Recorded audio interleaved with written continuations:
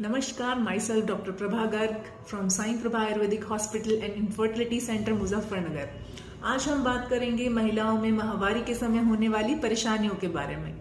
चाहे वो महीने के समय होने वाला दर्द हो या महीने का कम ज़्यादा होना या फिर एक्ने या कोई भी स्किन प्रॉब्लम उस दौरान या उससे पहले, या gastric upset, vomiting, nausea, loose stool या कॉन्स्टिपेशन, या फिर लोअर बैक एक, थाइज में बहुत पेन होना, पैरों में दर्द होना, हाथ पैरों में जलन का होना, ये सब हो सकते हैं जिन कंप्लेंट्स के साथ पेशेंट्स आते हैं। ये पॉसिबल सिम्टम्स हैं। अगर इन सबको हम समझना चाहें तो ब्रॉडली हम इन्हें 3 कैटेगरीज में रख सकते हैं। नंबर 1, डिस्मेनोरिया या महीने के समय दर्द का होना, बहुत ज़्यादा दर्द का होना, ये सबसे कॉमनली कंप्लेंट रहती है। दूसरा, महीने का कम दिनों तक या कम मात्रा में होना, जिसे ओलिगोमेनोरिया कहते हैं। नंबर 3, महीने का ज्यादा दिन तक या मात्रा में ज्यादा होना, जिसको मीनोमेट्रोरेजिया कहते हैं। इसमें हम डिवाइड कर सकते हैं। तो सबसे पहले हम बात करते हैं डिस्मेनोरिया की या मेंसेस के समय होने वाले पेन की। तो इसका जो ये लक्षण है, ये सबसे ज्यादा किन में देखने को मिलता है? ये अनमैरिड फीमेल्स में या जस्ट मैरिड फीमेल्स में कॉमनली देखने को मिलता है। इसका सबसे कॉमन कारण है न्यूट्रिशनल डेफिशिएंसी। उसमें भी क्या? अनीमिया, मतलब शरीर में खून की कमी, हीमोग्लोबिन की कमी। अगर शरीर में ही ब्लड नहीं होगा, हीमोग्लोबिन नहीं होगा, तो फिर निकलेगा कैसे, है ना? वो फिर प्रॉब्लम होगी निकालने में भी शरीर को, क्योंकि जो चीज एक्सेस में होती है वो इजीली निकल सकती है, पर अगर बॉडी में ही कम है तो शरीर कोशिश करेगा कि उसको रोक के रखे, कम से कम प्रवर्तन हो, कम से कम मेंस्ट्रुअल फ्लो हो। तो इसके लिए क्या करना है कि आपने अपने बॉडी में अनीमिया को एड्रेस करना है। उसको सबसे पहले ध्यान रखना है कि आपने आयरन रिच कंटेंट फूड या वेजिटेबल्स लेनी है ना? वो कुछ भी हो सकती हैं, लाइक ग्रीन वेजिटेबल्स आप ले सकते हो, लाल या संतरी रंग की जो भी सब्जियां या फल हैं, जिसमें अनार है, चुकंदर है, वो सब बहुत ही अच्छे से आयरन कंटेंट को बॉडी में बढ़ाते हैं। नंबर 2, आपने घी लेना है, देसी घी। वो भी डाइजेशन को इम्प्रूव करता है, अनीमिया को ठीक करता है। घी खाना सबके लिए इम्पॉर्टेंट है। अगर कोई लीन एंड थिन, कमजोर है, पतला है, कॉन्स्टिपेटेड है, तो उसको घी जरूर खाना है। हर टाइम 2-2 चम्मच डाल के उसको ऊपर से खाने में घी लेना चाहिए। पर जो ओबीज हैं लड़कियां, या फिर उनको पीसीओडी, पीसीओएस या हाइपरटेंशन, बीपी की परेशानी है, या फिर हाई कोलेस्ट्रॉल, डिसलिपिडीमिया रहता है, तो उनको घी कम मात्रा में लेना है, पर लेना उनको भी है। दूसरा है लाइफस्टाइल डिसऑर्डर। अगर आप ठीक से सोने और जगने का टाइम आपका प्रॉपर नहीं है, रात में आप जागते हैं, दिन में आप सोते हैं, तो वो भी डिस्मेनोरिया का कारण बनता है या ओलिगोमेनोरिया का कारण बनता है। अगर आप रात में जाग रहे हैं, whether you are a student या फिर आपकी नाइट शिफ्ट्स में जॉब है, तो आपको जागना पड़ेगा, वो एक कारण रहता है। या फिर कोई लोग हैबिचुअली दिन में सोते हैं, तो वो एक आवरण की स्थिति उत्पन्न करता है, पीसीओडी, पीसीओएस करता है, वो फिर ओलिगोमेनोरिया की तरफ पेशेंट जा सकता है। तो आपको अपनी लाइफस्टाइल को प्रॉपर करना है। जहां मैंडेटरी है रात में जागना, तो उसको आपको आवर्स कम करने पड़ेंगे। धीरे धीरे उस ड्यूरेशन को कम करके आप अपनी शिफ्ट्स को डे में कन्वर्ट करें। तीसरा है कॉन्स्टिपेशन। कॉन्स्टिपेशन अगर किसी को रहता है तो उसको मेंस्ट्रुअल प्रॉब्लम रहती ही है। ये आप प्रैक्टिकली भी देखते होंगे कि जब आपको कॉन्स्टिपेशन है, उस बार अगर आपको वो साइकिल आई है तो आपको ज्यादा प्रॉब्लम्स रही होंगी। और उसका भी मेन कारण क्या है? हमारी फॉल्टी डाइटरी हैबिट्स और फॉल्टी लाइफस्टाइल।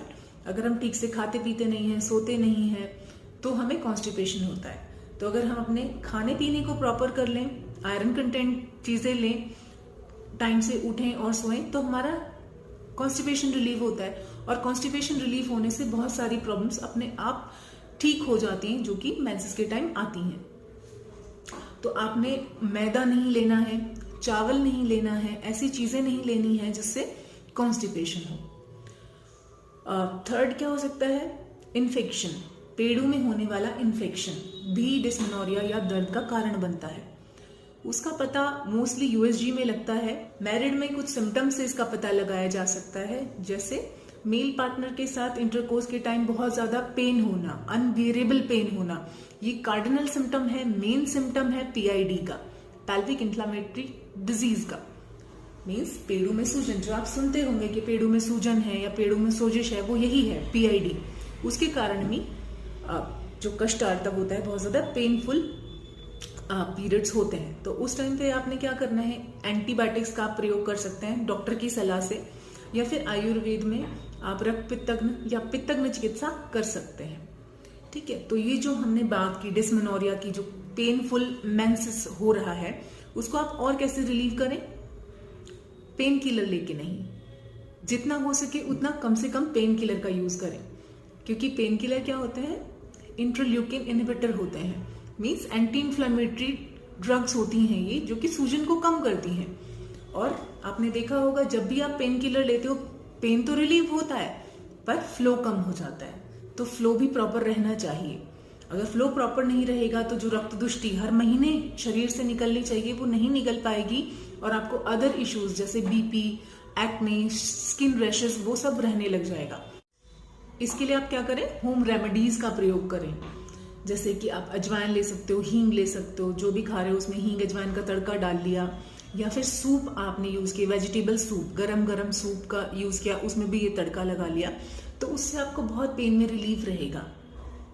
ठीक है, अगर इससे भी आपका पेन रिलीव नहीं होता और बहुत एक्सेसिव पेन है, आपको पेन किलर लेना ही पड़ रहा है, तो आपको ऐसे में आयुर्वेदिक चिकित्सक का हेल्प लेना चाहिए, उनसे बात करनी चाहिए और अपनी प्रकृति विकृति को असेस करके अकॉर्डिंगली ट्रीटमेंट लेना चाहिए।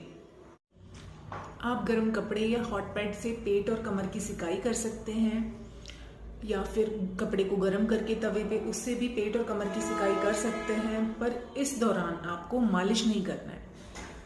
बिना मालिश के सूखी सिकाई करनी है, उससे आपको पेन में काफी रिलीफ होगा और फ्लो भी प्रॉपर होगा। दूसरे नंबर पे आती है कंप्लेंट ओलिगोमेनोरिया, मीन्स महीने का कम दिनों तक होना या मात्रा में कम होना।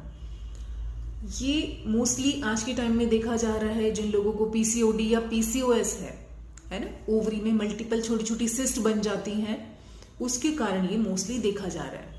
या फिर ओबेसिटी, जो लोग ओबीज हैं, मोटे हैं, फैमिली में जिनके पेरेंट्स या ग्रैंड पेरेंट्स ओबीज हैं, या फिर वो खुद ओबीज हैं किसी कारण से, उनमें भी ओलिगोमेनोरिया या महीने का कम होना देखा जाता है। आजकल हमारा सारा जो काम है वो मशीन बेस्ड हो गया है, सिटिंग आवर्स बढ़ गए हैं, तो उसको कम करके हमने फिजिकल एक्टिविटी को बढ़ाना है, जिससे पेरिफेरल रेसिस्टेंस ठीक हो, वात का अनुलोमन हो, कॉन्स्टिपेशन भी ना हो। ऐसे में आप गर्म पानी पिए, जितना हो सके गर्म तासीर की चीजें लें, तो वो दही है, चावल है, डेयरी प्रोडक्ट्स का एक्सेसिव यूज है, या जेलीज, केक्स वगैरह कम से कम आपने लेने हैं।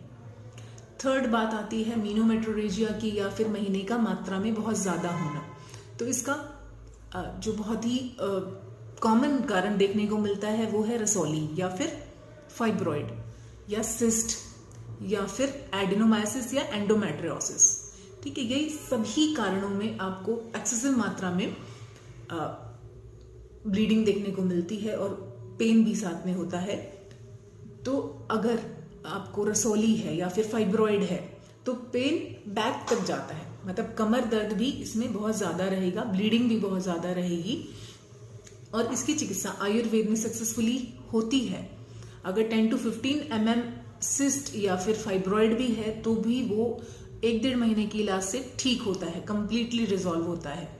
दूसरा एंडोमेट्रियोसिस या एडेनोमाइसिस, मीन्स जो गर्भाशय की अंदर की झिल्ली है ना, जो उसके अंदर की झिल्ली है, जिसे एंडोमेट्रियम कहते हैं, अगर ये यहाँ के अलावा और जगह भी शरीर में हो तो उसको एडेनोमाइसिस या एंडोमेट्रियोसिस कहते हैं। इसकी चिकित्सा भी आयुर्वेद में संभव है। एडेनोमाइसिस, एंडोमेट्रियोसिस या फाइब्रॉइड सिस्ट की चिकित्सा में हिस्टेक्टमी एडवाइस की जाती है, मतलब बच्चेदानी को निकालने के लिए सलाह दी जाती है। आयुर्वेद में ऐसा कुछ नहीं है। अगर आप आयुर्वेद चिकित्सक से मिलते हैं और पंचकर्म की चिकित्सा कराते हैं तो ये कंप्लीटली क्योरेबल कंडीशंस हैं। लास्टली अगर हम बात करें CA या ट्यूमर, मतलब कैंसर या ट्यूमरस ग्रोथ्स की, अगर वो यूट्रस या एडेनेक्सा में कहीं होता है तो भी आपको एक्सेसिव ब्लीड हो सकता है। उसका पता कैसे चलता है या उसका डाउट कब होता है, जब इंटरकोर्स के बाद फीमेल को स्पॉटिंग होती है, तो वो सबसे इंपॉर्टेंट साइन होता है, अलार्मिंग साइन होता है कि पेशेंट को कैंसर जैसी स्थिति हो सकती है। तो ऐसे में आपको डॉक्टर के पास जाके जल्दी से जल्दी स्कैनिंग करानी चाहिए, यूएसजी कराना चाहिए, सीटी एब्डोमेन कराना चाहिए, पैप स्मीयर और C8 125 जैसे मार्कर्स कराने चाहिए। जितनी जल्दी हो सके इसको डायग्नोज कराना चाहिए। अगर आपको भी मेंसेस के दौरान कोई प्रॉब्लम होती है, आपके भी क्वेश्चंस या कुछ क्वेरीज हैं, तो आप बिलो कमेंट सेक्शन में लिख सकते हैं या फिर दिए हुए नंबर पे कॉल कर सकते हैं। Thank you so much.